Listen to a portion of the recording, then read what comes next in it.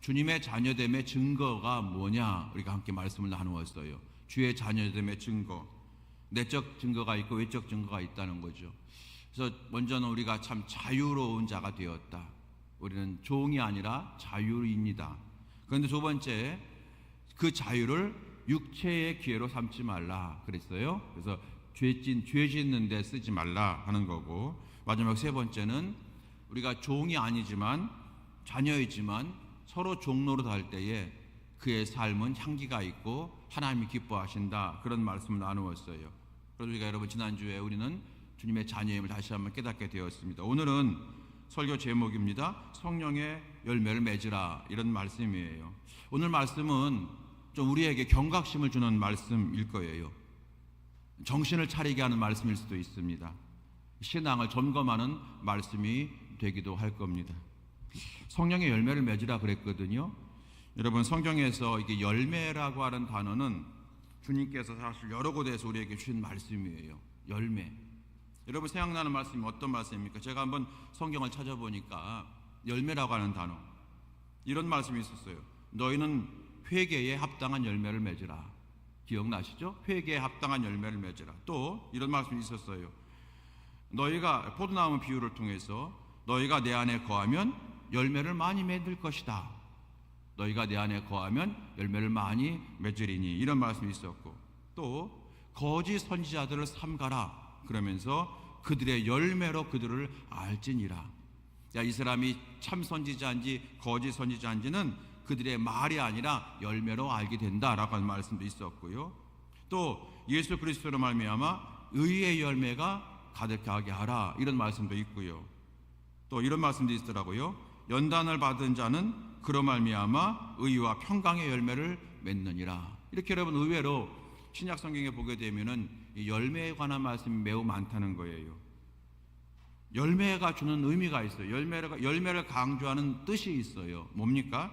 그것은 우리 주님께서 우리를 축복하시고 우리를 평가하시는데, 겉에 보이는 화려한 것, 여러분 겉에 보이는 화려한 것은 꽃이잖아요.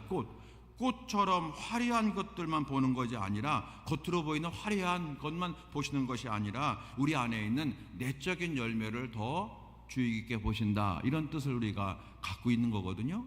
그래서 열매라고 하는 것은 우리가 겉으로 보이는 화려함, 어떤 드러나는 거, 여러분 이것은 하나님께서 보지 않으시고 우리의 속사람을 보신다는 거예요. 과연 내가 열매를 맺고 있는 것인가 하는 겁니다. 여러분 열매는 맺어질 때까지 잘 안 보이잖아요. 그래서 하나님께서는 우리의 열매를 보신다는 겁니다. 그래서 여러분 이런 말씀도 있잖아요. 마태복음 7장 18절 말씀인데요. 좋은 나무가 나쁜 열매 맺을 수가 없고 나쁜 열매가 좋은 열매를 맺을 수가 없나니 그러므로 열매로 그들을 알리라 라고 하는 말씀이 있어요. 여러분 그러므로 이 전체 열매를 얘기할 때마다 우리에게 다시 한번 경각심을 주고, 그리고 신앙적으로 정신 차리게 하고, 여러분 그런 말씀이라고 하는 걸 드립니다.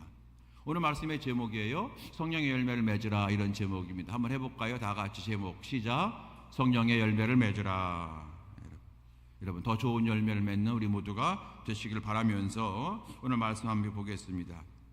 우리는 예수님을 믿어요. 우리가 예수님을 믿는데 세상 사람들도 예수님을 좋아해요. 대부분 예수님은 다 좋아해요. 가끔 잘 모르는 사람들이 그렇게 말하죠. 나는 예수님은 좋은데 뭐 교인은 싫다, 뭐 이런 말 하기도 하는데 그건 잘 몰라서 그러는 거고요. 겉모습만 보면 그런 거죠. 근데 여러분 예수님을 다 사람들은 좋아합니다. 그래서 4대 성인 중에 한 명이다 이렇게 말하잖아요. 또 예수님의 말씀은 참 좋은 말씀이야 이렇게 말하기도 하고, 참 훌륭하신 분, 이렇게 존경할 만한 분, 이렇게 다 생각을 합니다. 그래서 이 사람들이 예수님을 좋아하고 존경하지만, 그러나 그 정도 가지고서는 이 사람들이 예수님을 믿는다라고 할 수는 없다는 거예요. 예수님 믿는다고 하는 것은 뭘 믿는 겁니까? 예수님은 나의 구원자임을 믿는 것입니다. 이게 진짜 믿는 거예요. 구원자가 뭡니까? 나 혼자는 살아갈 수가 없는데, 내 스스로는 살아갈 수가 없는데 나를 살아갈 수 있도록 밖에서 건져주신 분, 이런 뜻이에요. 마치 우리가 이제 어떤 물에 빠졌어요. 그래서 내가 혼자 그 물에서 나올 수가 없는데 밖에서 나를 건져줘요. 누가? 바로 그게 여러분 구원자라는 그런 뜻이거든요. 나 혼자 스스로 내가 살아갈 수가 없어요. 그런데 예수님이 밖에서 우리를 건져주시는 거예요. 우리를 죄악에서 건져주시고, 우리를 사망에서 건져주시고, 지옥에서 건져주시고, 여러분 바로 그것이 우리가 예수님을 믿는 우리의 구원자이십니다. 우리는 그러므로 예수님을 좋아하는 거하고 예수님 믿는 거하고는 차이가 있다는 거죠.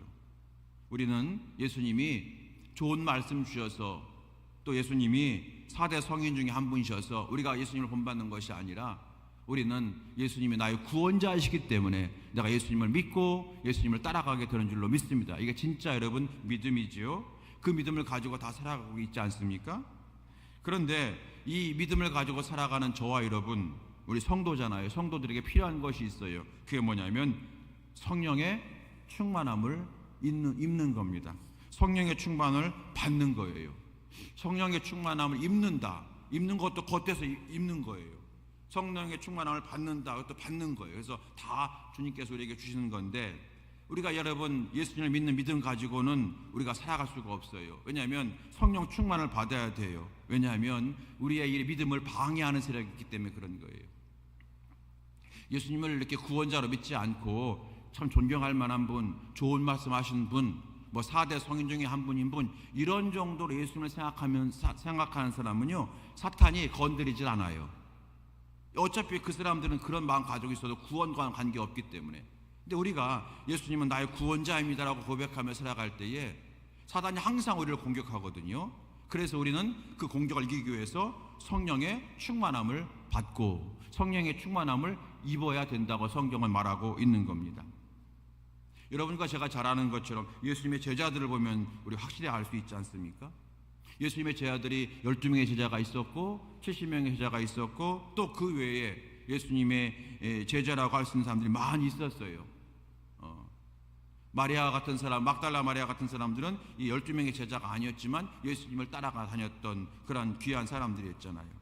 이 제자들은 예수께서 이 땅에 계실 때에 3년 동안 예수님을 따라다녔고, 예수님의 말씀을 직접 들었고, 예수님께서 행하시는 기적도 직접 체험했고, 예수님이 행하시는 성찬도 직접 받았고, 다 직접 받았어요. 여러분, 그러니 얼마나 그 믿음이 좋았겠어요. 예수님이 직접 안수해 주셨고, 예수님이 하신 말씀을 직접 들었고, 예수께서 기적을 행할 때 그 현장에 있었고, 여러분 우리 성찬 받을 때 은혜 많이 받잖아요. 그런데 세상에 예수님이 직접 성찬을 주셨고, 그러니 얼마나 여러분 이 사람들이 은혜가 충만했겠어요. 믿음이 좋았겠어요. 그런데 우리가 아는 것처럼 성경을 보니까 예수님이 십자가 지실 때에 예수님이 분명히 말씀하셨거든요. 영원히 죽는 게 아니다. 3일 만에 부활할 거다. 말씀하셨음에도 불구하고 그걸 다 잊어버리고, 그 두려움에 다 잊어버리고 예수님이 십자가 지실 때 어떻게 했어요? 다 도망을 갔잖아요. 다 도망을 갔잖아요. 베드로부터 다 도망갔어요. 그리고 나중에 예수님이 부활하셨다고 하는 소식을 알았어요. 가서 막 무덤을 보니까 빈 무덤이고, 그리고 예수님께서 그 다락방에 나타나셨어요. 그런데 여러분, 그 제자들이 예수님이 부활하심을 보고 나서 그 다음 날부터 아침에 일찍 일어나서 새벽 기도하면서 복음으로 해 살리라, 예수의 살리라, 이렇게 한 것이 아니라 그 부활하심을 보고서도 다 각각 자기 고향으로 돌아갔어요. 그리고 무서워서 집 밖으로 나오지 못했어요. 왜냐하면 예수의 부활을 전하거나 말하면 감염하지 않는다고 하는 그런 그 두려움에, 그 협박의 두려움에 쌓여 있었어요. 다 나오지 못했어요. 다시 말하면 변화가 되지 못했다는 거예요. 그러다가 한 번에 변화가 되는 일이 일어납니다. 바로 사도행전 2장에 넘어가면 성령의 체험이잖아요. 예수께서 약속하신 성령님이 강림하셨고, 그때 제자들이 비로소 담대하게 복음을 전하는 자가 되었다는 거예요. 그래서 3장 4장 가게 되면 대제사장이나 로마의 당국이 너희들 다시는 예수가 부활했다는 소리를 전하면 가만두지 않겠다고, 죽이겠다고, 그럴 때 제자들이 불구하고 나가서 예수 부활했다고 전하는 완전히 180도 달라진 모습을 보여주고 있지 않습니까? 그래서 우리는 예수님을 믿고 그리고 성령을 충만함을 받아야 된다는 거예요. 그래야 우리는 승리할 수가 있다는 겁니다. 여러분, 이렇게 변화된 사람들이 성경에 많이 있잖아요. 오늘 갈라디아서를 쓴 사도 바울도 마찬가지죠. 이 사도 바울이 본래 이름이 뭐예요? 사울이죠. 본래 이름이 사울이에요. 이 사울이 베냐민 지파예요. 12지파가 있잖아요. 그중에 베냐민 지파예요. 이 구약에서 베냐민 지파는 별로 인물이 없어요. 베냐민 지파는 지파가 작고 별로 인물이 없어요. 유다 지파나 에브라임 지파에서 인물이 많지, 여러분 별로 이렇게 베냐민 지파는 인물이 없어요. 그런데 유일하게 큰 인물이 한 명이 나왔어요. 여러분 구약 성경에서 베냐민 지파 누군지 아세요? 그게 사울 왕이에요. 사울 왕이 누군지 알죠? 1대 왕 사울, 다윗, 솔로몬 그렇게 시작하잖아요. 그래서 사울 왕이 베냐민 지파의 유일한 그런 인물이에요. 그래서 이 사도 바울이 말해요. 어릴 때 이름이 사울로 그의 부모가 이름을 지어준 거는 우리 베냐민 지파의 위대한 인물인 사울처럼 되라. 아마 그래서 이름을 사울로 지어준 것 같아요. 사울은 철저하게 유대주의자였고 율법주의자였잖아요. 그런데 다메섹 도상에서 부활하신 예수님 만나고 변화돼 버린 거예요. 성령을 받게 된 거예요.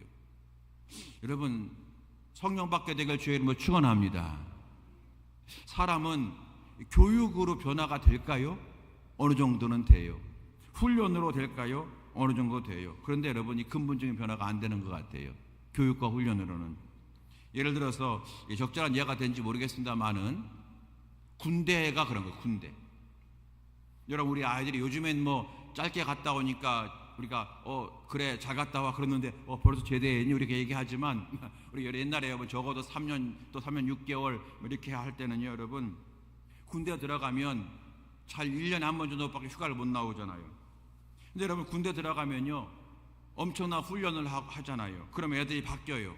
그래서 여러분 특별히 2등병 마치고 1병쯤 되고 한 100일 또는 한 5달 정도 6개월 있다가 여러분 휴가 나오면요 애들이 변화가 돼요. 제가 부목사 했을 때 목사님 충성 그래요. 그러고 나서 왜 아닙니다. 그래서 목사님 저 이제 제대하면 정말로 예수님 잘 믿을 거예요. 막 이렇게 얘기하고 뭐 먹으라고 해도 예 목사님 고맙습니다 하고 먹고 뭐 이래요. 평소에는 뭐 고맙습니다 곧자도 안 하던 녀석이 고맙습니다 그러고 뭐 그래요. 제가 그래서요 야 하던 대로 해. 그럼 아니에요 목사님 왜 그러세요? 뭐 이래요 여러분. 그리고 편지 가끔 옵니다. 편지 오게 되면 다 막 사도 바울처럼 베드로처럼 막 편지를 청년부들이요 뭐 쫙 써요. 그러다가 여러분 제대해요. 제대하고 나가서 여러분 2달 지나면 부모들이 그래요. 저 군대 또 한번 보냈으면 좋겠다. 그래. 다 도로. 제가 여러분 좀 극단적인 예를 들었는지 모르겠습니다만은 그 군대에서 받았던 그 정신적, 마음적, 육신적인 훈련이 얼마나 여러분 사람을 새롭게 해요. 그런데 제대하고 나면 다시 옛 생활로 옛 습관으로 돌아가더라는 거예요. 그래서 진짜 변화는 어디서부터 나와야 돼요? 속에서부터 변화가 되면 되는 거예요. 심령이 변화가 되어야 된다는 거예요. 심령이. 사회에서는 조직을 바꾸고 법을 바꾸면 이 사회가 행복해진다고 얘기합니다. 여러분 그 맞는 예 어느 정도는 그래요. 그런데 여러분 사람이 변하지 않으면 아무리 조직이 바뀌고 법이 바뀌어도 행복해지지가 않고 좋은 나라가 될 수가 없다는 걸 여러분 알고 있지 않습니까? 그래서 우리의 심령이 변화가 되어야 되는데 성경은 말합니다. 우리의 심령의 변화는 성령 충만으로 되어진다는 거예요. 성령 충만으로. 오늘 본문에서 바울이 이렇게 말합니다. 16절 말씀 보실까요? 16절. 자, 16절. 자, 시작. 내가 이르노니 너희는 성령을 따라 행하라. 그리하면 육체의 욕심을 이루지 아니하리라. 아멘. 여러분, 성령을 따라 행하면 육체의 욕심을 따라가지 않는다는 거예요. 그러니까 성령을 따라 행하면 세상적인 것 우리가 빠지지 않는다는 거예요. 오늘 그 말씀을 16절에 주고 있는 거예요. 그래서 정말 우리가 성령을 따라 행하면 우린 육신적인 모든 걸 다 이길 수가 있다는 거예요. 우리는 다 예수 믿으며 살잖아요.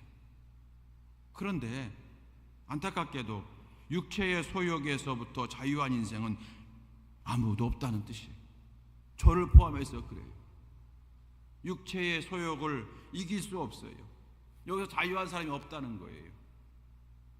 바울이 고백하기를 뭐랬어요? 로마서 7장에서 내 지체 속에 한 다른 법이 내 마음의 법과 싸워 지체 속에 있는 죄의 법으로 나를 사로잡는 것을 보도다. 오라 나는 곤고한 사람이로다. 이 사망의 법에서 누가 나를 건져내랴.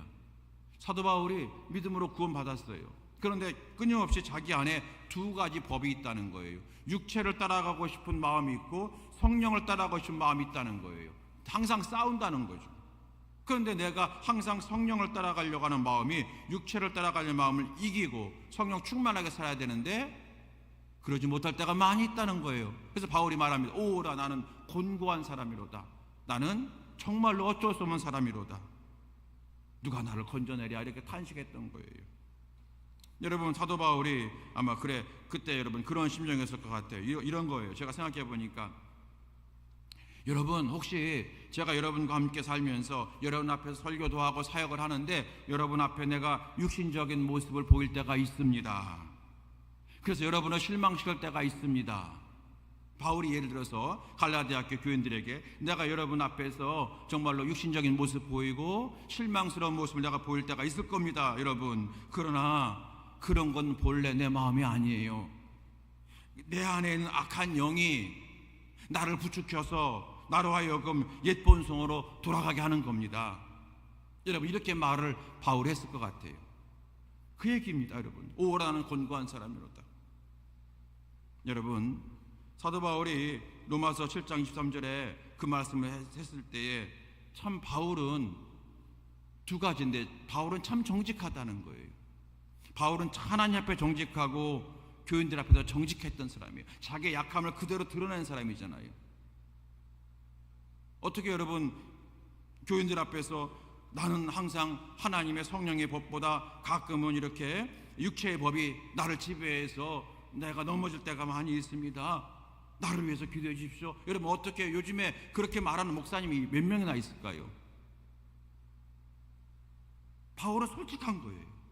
하나님께 솔직하고 교인들 솔직한 거예요. 근데 또 한 가지 핵심이 뭐냐면 이 악한 영이 사단이요 우리 모두를 미혹한다는 거예요. 예수님도 미혹하고 바울도 미혹하고 저도 미혹하고 여러분도 사단이 미혹한다는 거예요. 그렇기 때문에 우리 모두가 다 성령의 충만함을 받고 성령의 지배를 받아서 살아갈 때 우리는 승리한다는 말씀을 우리가 다시 한번 깨닫게 되어집니다. 오늘 그게 여러분 16절 말씀 아까 읽었던 말씀 다시 한번 보겠습니다. 16절 자 시작. 내가 이르노니 너희는 성령을 따라 행하라. 그리하면 육체의 속을 육체의 욕심 이루지 아니하리라. 우리 가운데 여기에 해당되지 않은 사람 한 명도 없다는 거예요. 여러분 영적 세계에 성령님이 계신 것처럼 영적 세계에는 악한 사탄 마귀가 있어요. 마귀는 우리를 거듭나지 못한 인생으로 자꾸 끌고 가는 사람 존재예요. 우리의 믿음을 끌어내리고 여러분 마귀가 얼마나 끈질긴지 아십니까? 세상에 여러분 예수님에게도 달려와서 40일 금식하실 때 예수님에게 달려와서 예수님까지 미혹했잖아요. 여러분 예수님이 미혹 당할 뿐입니까? 하나님이신데 근데도 마귀는 예수님까지 미혹한 거예요. 그 약한 부분을 건드린 거잖아요. 약한 부분. 지금 엄청 배가 고파요. 40일 동안. 그러니까 먹는 문제 가지고 탁 미혹하고. 두 번째, 십자가를 져야만 되나라고 하는 그런 두려움이 왜 없겠어요? 이 인성을 가진 예수님이. 그러니 그때 그걸 탁 건드려서 너 꼭 십자가 질 필요 없어 라고 하면서 내게 절해봐. 내가 너한테 모든 영광을 줄게. 이렇게 얘기하는 거예요. 여러분 예수님에게도 미혹하는 이 마귀가 바울에게도 미혹했고 저 여러분도 유혹 왜 안 하겠어요? 마귀는 포기를 모른다. 마귀는 포기를 모른다. 여러분 마태복음 24장에 보게 되면요 마지막 때 마귀는 우리를 미혹한다고 조심하라고 권고하잖아요. 그러면서 마태복음 24장 24절 보게 되면 이런 말씀이 있어요. 할 수만 있으면 택하신 자들도 미혹하리라. 여러분 예수께서 우리를 이제 구원해 주셨고 내 안에 있는 자는 한 사람도 내가 빼앗기지 않으리라 그랬잖아요. 빼앗기지 않으리라. 그래서 그 말씀을 의지해서 우리가 하나님이 한번 우리를 견인하시면 우리를 구원해 주시면 우리가 한 사람도 구원에서 탈락된 사람이 없다라고 우리가 믿는 거예요. 어떻게든지 하나님께서 예수께서 우리를 다시 끌어오시고 다시 이제 정신 차리게 하셔서 그래서 우리를 끝까지 구원의 길로 인도하신 분이 예수님이시라는 거예요. 그게 우리의 소망인 겁니다, 여러분. 그런데 마귀가 그것을 알까요, 모를까요? 알죠. 마귀는 우리보다 훨씬 똑똑해요. 영적인 그런 존재잖아요. 그런데 그 마귀가 어떻게 해요? 택하신 자, 그렇게 하나님께서 지켜주시는 택하신 자들도 미혹한대요, 마귀가. 그러니까 마귀는 여러분 포기가 없어요, 포기가. 여러분 새벽 기도 때 우리가 작년 겨울이니까 요한계시록 말씀 읽을 때 그랬잖아요. 그렇게 막 수많은 그냥 막 재앙이 임하고 뭐 7대접, 7접시 뭐 왔다 갔다 하더라도 그때 마귀가 끝까지 발악하잖아요. 마귀는 포기함이 없어요. 마귀는 세상 앞에서 우리를 약하게 만들어요. 마귀는 사명 앞에, 주의 사명 앞에 우리를 무능하게 만들어요. 그래서 받은 은혜를 버리게 하고 받은 사명에 게으르게 하면서 세상과 짝가의 살들로 이끌어가고 미혹하는 것이 마귀라는 거예요. 그래서 우리는 여러분 성령의 충만함을 받아야 될 줄로 믿습니다. 그래서 우리가 성령 받아야 되는 거예요. 성령 충만함을 받는 것은 선택사항이 아니라 필수인 거예요. 내가 넘어지지 않으려면 내가 성령을 받아야 되는 거예요. 여러분, 우리 여자 성도님들이 결혼하고 나서 이제 임신을 하잖아요. 그러면은 임신이라고 하는 것은 뭡니까? 내 몸 안에 새로운 생명이 들어온 거잖아요. 그렇죠? 그렇게 해석할 수 있죠. 내 몸 안에 새 생명이 이제 들어와. 그래서 잉태했다 그러잖아요. 새 생명을 내가 잉태한 거잖아요. 새 생명이 내 안에 있는 거잖아요. 여러분, 그래서 임신을 하게 되면 임신했다는 증거 하나 가운데 하나가 배가 나오고 또 하나는 뭐예요? 입덧하는 거예요. 그러니까 내 몸이 달라지니까, 내 몸에 새 생명이 들어오니까 입맛도 바뀌고 취향도 바뀌고 어떤 사람은 성격도 바뀌더라는 거예요. 성령이 내 안에 들어오시면 이게 바뀌는 거예요. 어떤 집사님이 계셨어요. 이분은 목사님 제가 왕년에 많이 놀았어요 이렇게 말하시는 분인데 들어보니 진짜 많이 노셨더라고요. 놀았다는 게 여러분 세상적으로 뭐 이렇게 활락가고 그런 것만 놀았다는 게 아니라 이제 조금 제법 권력을 가지고 있으셔가지고 정말 여러분 나는 새도 떨어뜨린 여러분 그런 50 때 전두환 저 대통령 그 시대에 여러분 아주 그냥 나는 새도 떨어뜨렸던 그 핵심 멤버가 있었어요. 그 얘기를 하는 거예요. 많이 놀았다는 거예요. 그런데 이분이 예수님을 믿게 됐어요. 그러면서 예수를 믿게 되었는데 종종 옛 생활로 돌아가고 싶은 그런 욕망이 생기더라는 거예요. 그러다가 어느 날 성경을 읽었어요. 그러다가 마음이 뜨거워졌어요. 그리고 그 다음부터 이 사람이 갑자기 그 좋던 것들이 다 싫어지더라는 거예요. 한순간에 싫어지더라는 거예요. 그 좋던 담배가 싫어지고 냄새도 막 싫더라는 거예요. 아침에 맨 먼저 일어나자마자 담배 한 대 피고 새벽에 나오시는 분이었어요. 그런데 그 담배가 싫어지더라는 거예요. 술도 당연하고 주말마다 가던 골프장, 오후 예배 거의 드린 적이 없어요. 끝나자마자 골프장, 일부 예배 드리고 골프장. 그런데 어느 날부터 골프장에 여러분 그 공도 싫어지더라는 거예요. 한순간에 딱 싫어지더라는 거예요. 내 안에 성령이 들어오면 바뀌는 거예요. 변화가 일어나는 거예요. 내 안에 새 생명이 잉태되면 입덧이 하는 것처럼 말이에요. 이게 여러분 우리는 하나님의 자녀된 증거이기 때문에 우리가 여러분 그러므로 성령의 충만함을 받으라, 성령을 따라 행하라, 이 말씀 우리는 사실은 줄을 쳐놓고 더 집중하면서 우리가 듣고 배우고 주여 내가 성령 받기 원합니다, 성령을 따라 행하기 원합니다 라고 날마다 기도하는 것이 사실 우리의 여러분 그 기도의 제목 중에 늘 앞에서 있어야 되는 기도가 아닐까 생각이 되어집니다. 자, 마지막으로 우리는 그러므로 육체의 열매가 아니라 성령의 열매를 맺는 성도가 되어야 합니다. 그 말씀을 드리고 마치겠습니다. 마귀는 우리를 유혹한다 그랬어요. 세상적 욕심을 살아가려고 유혹합니다. 오늘 17절 말씀 다시 한번 볼까요? 17절. 자, 17절. 자, 시작. 육체의 소욕은 성령을 거스르고 성령은 육체를 거스르나니 이 둘이 서로 대적함으로 너희가 원하는 거 하지 못하게 하려 함이니라. 아멘. 우리는 항상 성령을 따라 살기 원해요. 그런데 이 마음을 자꾸 없앤다는 거예요. 마귀 사탄이 자꾸 우리 마음속에 성령의 소욕을 심어준다는 거예요. 여러분, 그러면서 이제 시간이 많이 지나갔으니까 19절 이하에 보게 되면 육체의 일은 분명하니 시작돼요. 육체의 일은 분명하니. 그러면서 우리가 여러분 소위 말해서 육체의 소욕을 설명하고 있어요. 음행과 더러운 것과 호색과 우상숭배 등등 나와요. 이게 이제 총 15개예요. 15가지. 여러분, 육체의 소욕이 육체를 따라 향하려고 하는 마음이 꼭 15개밖에 없겠어요? 많이 있겠죠. 그런데 바울이 그 당시 갈라디아 지역에 있는 많은 육체를 따라가는 사람들의 그런 모습들 가운데 15가지를 뽑아 놓은 것 같아요. 15가지죠. 육체의 소욕 15가지. 그리고 여러분, 그 다음에 22절 말씀, 성령의 열매 몇 가지? 9가지 나오잖아요. 그렇죠? 육체의 소욕 15가지, 성령의 열매 9가지 얘기하는 거예요. 비교하는 거예요. 이 육체의 소욕은 여러분 성령이 심어주는 겁니까? 마귀가 심어주는 겁니까? 마귀가 심어주는 거예요. 여러분, 질문이 너무 유치합니까? 이 육체의 소욕 15가지, 우상숭배, 주술, 원수 맺는 것, 음행, 여러분 이런 모든 것들을 성령이 심어줍니까? 마귀가 심어줍니까? 마귀가 심어주잖아요. 그럼 마귀가 우리 가운데서, 여러분 이 15가지 다 우리가 설명을 뭐 해도 됐지만 굳이 설명할 필요가 없어요. 마귀가 우리 가운데서 결국 너 음행해라, 음행해라. 너 우상숭배해라, 우상숭배해라. 너 분내라, 분내라. 너 당져라, 당져라. 여러분, 마귀가 그렇게 우리를 유혹할까요? 아니요. 그렇게 유혹하면 우리 넘어갈 사람 한 사람도 없어요.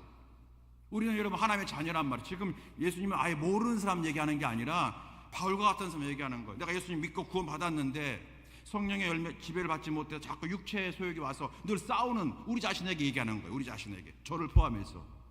오라는 곤고한 사람이로다. 생명의 법을 따라가지 아니하고 사망의 법을 따라가는 내 자신이 너무 부끄럽다, 한스럽다 얘기했던 바울, 저와 여러분 마찬가지죠. 마귀가 우리를 유혹하는, 어떻게 유혹하느냐?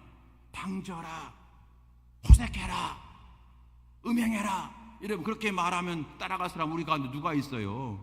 아무도 없어요, 우리 가운데. 여러분, 그렇죠?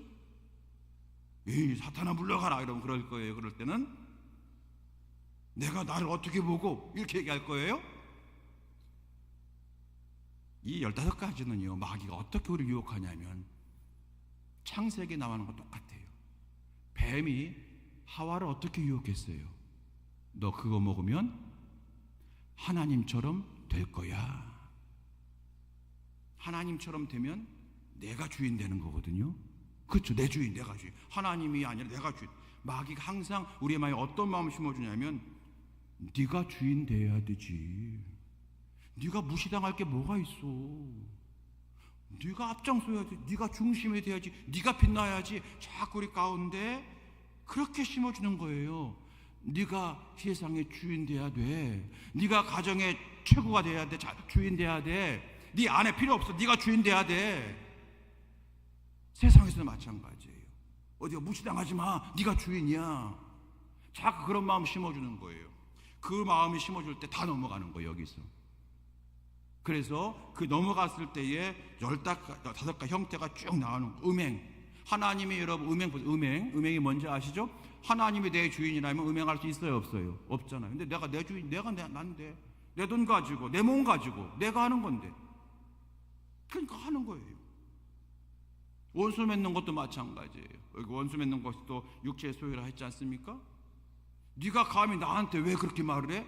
원수 맺어버려. 너 안 보면 그만이야. 하나님의 주인이라면 그렇게 할 수 있어요, 없어요? 없어요. 근데 내가 주인이니까 하는 거예요. 그래서 여러분, 이 15가지 우리가 다 이렇게 해석할 필요가 없고요. 이게 한마디로 말하냐면은 내가 주인 될 때 생기는 것들이라는 거예요.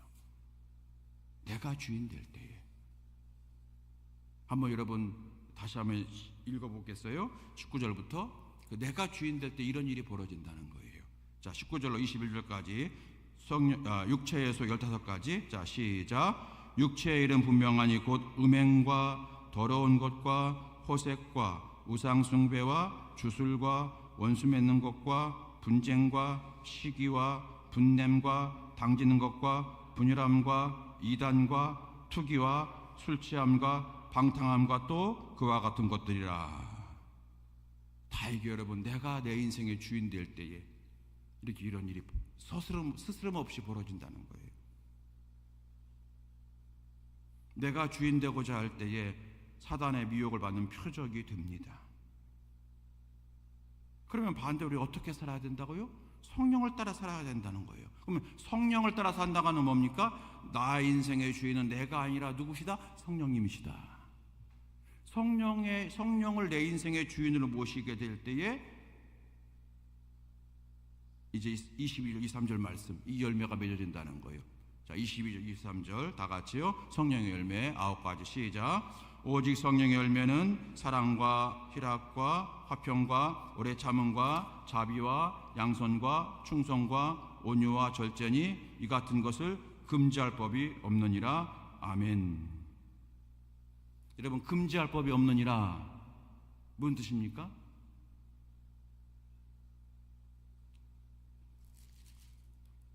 사랑과 희락과 화평과 오래 참음과 자비와 양선과 충성과 온유와 절제니 이 같은 것을 금지할 법이 없느니라. 무슨 뜻이죠? 아무리 막아도 이 열매는 맺어지느니라. 누가 주인 되면 내 인생이 내가 주인이 아니라 예수님이 주인 되면 이 9가지 열매는 당연히 맺어지게 되는 거다. 이렇게 말하는 거예요. 금지할 법이 없느니라 말씀하고 있는 거예요. 자연스럽게 맺어진다는 거예요. 여러분, 옛말에 우리가 막을 수 없는 거 3가지가 있다고 그러네요. 제가 이제 사모한테 물어봤더니 하나밖에 못 맞히더라고요. 막을 수 없는 3가지. 첫 번째는 3가지 중에 첫 번째는 기침 못 막는데요. 이해되시죠, 여러분? 기침은 우리가 막을 수가 없는 거예요.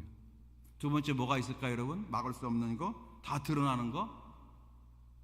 젊은 청춘 남녀가 사랑하면 다 알아요. 자기들끼리만 몰라. 우린 다 아는데. 그래서 얘가 알면 다 아는 거야. 눈빛이 다르고 그러죠. 예. 전화할 때 갑자기 퉁퉁거리던 녀석이 애인하고 전화할 때는 갑자기 혀구부라지고 막 이러죠. 예.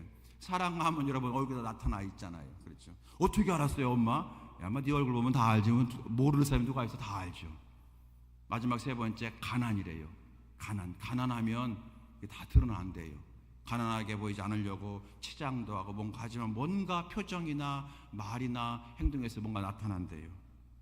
여러분, 그런데 제가 이 말씀 드리는 거는 여기 하나 더 있다는 거죠.